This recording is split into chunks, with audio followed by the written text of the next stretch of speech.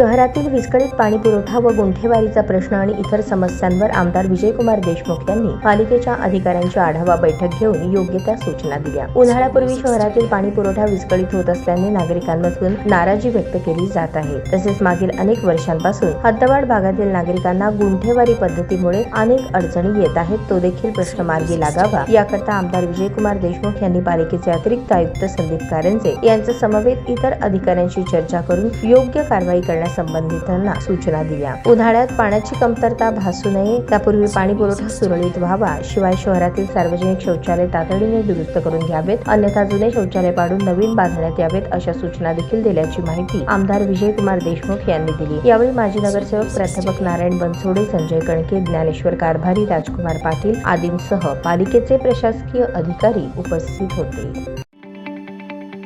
ताज्या बातम्या पाहण्यासाठी प्राईम महाराष्ट्र न्यूज चॅनलला सबस्क्राईब करा।